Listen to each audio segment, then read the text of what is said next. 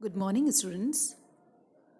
राजस्थान के भूगोल में आगे बढ़ते हुए आज हम सेकंड सेक्शन प्रारंभ करेंगे, जिसमें हम सर्वप्रथम बात करेंगे खनिजों की।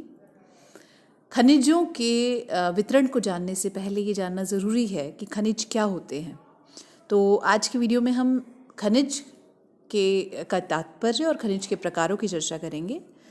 खनिज सामान्यतः उन्हें कहते हैं जो ज़मीन से खोदकर निकाले जाते हैं। खनन द्वारा अर्थात ज़मीन से खोदकर निकाले जाने वाले जो संसाधन हैं उन्हें खनिज कहा जाता है। ये ऐसे प्राकृतिक पदार्थ होते हैं जिसकी एक निश्चित आंतरिक और रासायनिक संरचना होती है। देखिए, संसाधनों में खनिज की अपनी बहुत अहमियत है, क्योंकि जितना भी अगर हम बात करें आर्थिक विकास या इंडस्ट्रियल एस्टैब्लिशमेंट, औद्योगिक विकास, औद्योगिक स्थापनाएं जो होती हैं वो कहीं ना कहीं खनिजों पर आधारित होती हैं। इसीलिए खनिजों के द्वारा किसी भी स्थान की अर्थव्यवस्था बहुत अधिक प्रभावी होती है। खनिजों के प्रकार की अगर चर्चा करें तो मुख्य रूप से इन्हें 3 भागों में बांटा गया है। धात्विक खनिज, जिनमें धातु का अंश होता है, इनके पुनः 2 क्लासिफिकेशन अभी हम देखेंगे। और अधात्विक, जिनमें धातु का अंश, धात्विक जो धातु का अंश है वो नहीं होता। और तीसरा होता है ऊर्जा खनिज, जिनसे एनर्जी प्राप्त होती है। देखिए, तो सबसे पहले हम इनके जो क्लासिफिकेशन की बात करें तो हमने 3 जो क्लासिफिकेशन देखे, धात्विक, अधात्विक और ऊर्जा खनिज। सबसे पहले हम धात्विक की बात करते हैं। धात्विक में मुख्य रूप से पुनः 2 क्लासिफिकेशन है। लोह खनिज, लोह धात्विक खनिज, जिन खनिजों में लोहे का अंश होता है उन्हें लोह धात्विक खनिज कहा जाता है, जिनमें लोएस्क, मैग्नीज, निकल, कोबाल्ट आदि हैं। इसी तरह से इसका दूसरा क्लासिफिकेशन है अलोह, अर्थात जिसमें धातु के रूप में लोहे का अंश नहीं होता है। इनमें जो मुख्य खनिज आते हैं वो है तांबा, सीसा, जस्ता और बॉक्साइट। इसमें लोहे का ज़रा भी अंश नहीं होता है। और तीसरा है बहुमूल्य खनिज, जो बहुत ज़्यादा प्रीशियस होते हैं, कीमती होते हैं, जिनका कॉस्ट बहुत ज़्यादा होती है, जैसे कि सोना, चांदी, प्लैटिनम इत्यादि। दूसरा आता है अधात्विक खनिज। अधात्विक खनिज का तात्पर्य है जिनमें धातु का लेश मात्र भी कोई अंश नहीं होता, जैसे अभ्रक, नमक, पोटाश, सल्फर, चूना पत्थर, संगमरमर, बलुआ पत्थर। तो इन्हें कहा जाता है अधात्विक खनिज।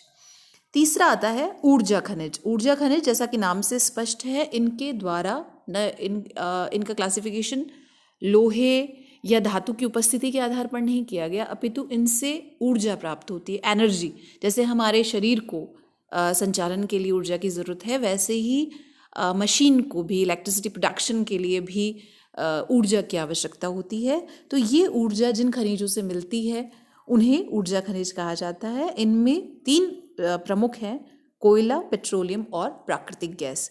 देखिए, ये जो क्लासिफिकेशन है, जब हम राजस्थान के संदर्भ में बात करेंगे तो इसे सबसे पहले जानना ज़रूरी है। राजस्थान खनिजों की दृष्टि से बहुत महत्वपूर्ण है। और एक बात और, जब खनिज निकाला जाता है, खनिज का उत्खनन किया जाता है, तो हो सकता है आप में से कई बच्चे जानते हो कि पूरे रॉक खनिज कोई एक पिंड के रूप में हमें नहीं मिल पाता, बल्कि एक रॉक के रूप में मिल पाता है, जिसमें से अशुद्धियाँ निकाल करके फिर उसमें खनिज निकाल करके उसके द्वारा उससे विभिन्न प्रकार के जो इस्तेमाल हैं, उसका जो विभिन्न प्रकार के उपयोग हैं वो किए जाते हैं।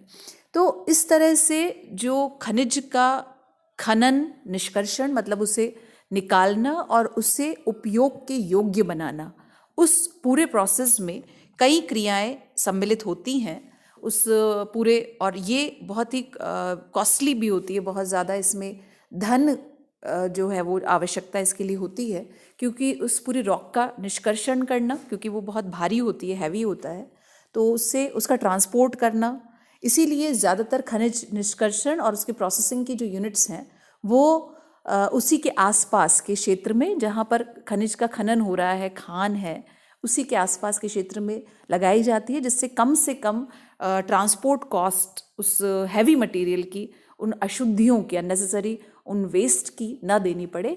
इसीलिए उसके आसपास ही लगाई जाती है। राजस्थान के संदर्भ में जब हम बात करते हैं तो राजस्थान बहुत महत्वपूर्ण है खनिजों की दृष्टि से।